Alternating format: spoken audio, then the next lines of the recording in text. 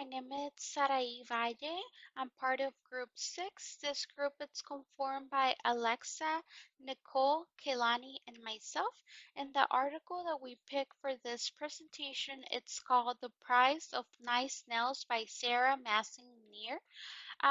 Before we dive into the article, we just want to introduce the author of this article. Like mentioned before, her name is Sarah Massingnier. She's a journalist for the New York Times. She graduated for Columbia Journalism School, and she is well known for her depth investigative reporting. We'll go ahead and give you an overview of the article. This article was published after a 13-month investigation. The main focus was on the labor condition of the New York nail salons. This article is exposing their wage theft and the unsafe work environments and systemic abuse. New York's investigation, like mentioned before, it was spanned for more than a year. She interviewed more than 150 nail salon workers and owners across multiple languages.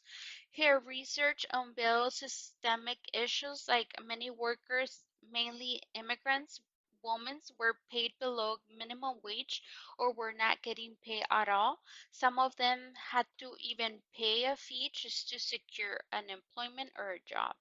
Some of the quotes that we found powerful and interesting in this article were the following ones. The first one is the costs are borne by the low wage workers who are doing your nails. The second quote it's cheap luxury, and the third quote it's tucked in her pocket was $100, the fee the salon owner charges each new employee. This quotes really shows what's going on behind the scenes. Like when the article says the costs are borne by the low wage workers who are doing your nails, it's just a reminder to us that someone else is paying the price for cheap manicures. And then the other quote, cheap luxury, it just kind of say it all. Um, the last quote is just telling us and explaining how these immigrant workers have to pay whatever they have in their pockets just for them to have a job or secure a job. This is a pretty eye-opening. One of the key concepts in this article is the exploitation of labor, and many manicures were often severely underpaid and sometimes earned far below the legal minimum wage. And rather than receiving a stable income, many relied mostly on tips from customers, and this eventually led to financial instability and left many workers vulnerable to exploitation. On top of that, some salons charged workers hiring or training fees, which are costs that the employees must pay back over time. And this eventually led to many workers feeling trapped in a cycle of debt and made it harder for them to leave or speak out. Um, the second key concept is hazardous work conditions, and many manicures are regularly exposed to harmful chemicals in nail products, which can cause serious health issues like breathing problems, skin rashes, and even long term illnesses. But despite these risks, many salons lack proper ventilation systems, meaning that the fumes remain in the air, and workers often don't have access to basic safety equipment like gloves or masks, and this leaves them unprotected and vulnerable to daily exposure. The third concept is the impact of low prices.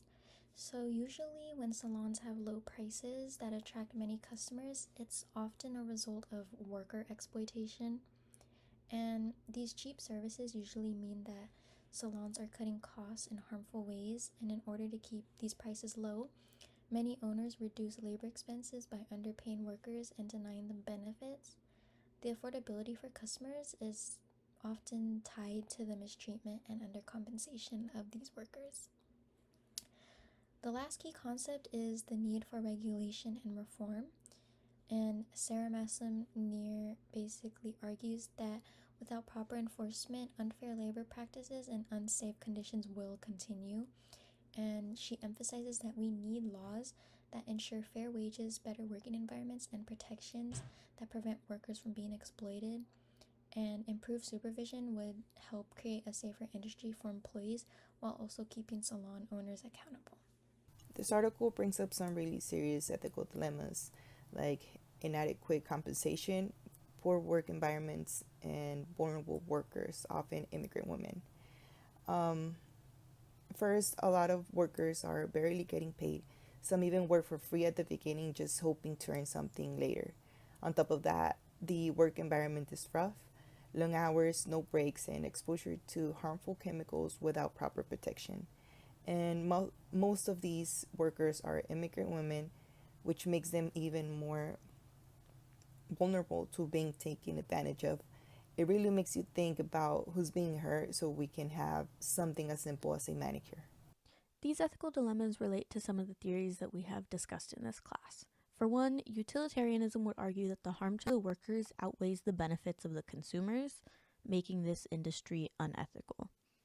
Deontology highlights the violation of workers' rights as being unethical, while justice ethics would argue that the inequalities between occupations are unethical.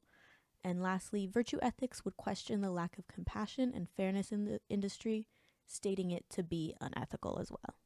After this article was published, it sparked a huge public reaction. People were shocked to learn what was happening behind the scenes in nail salons.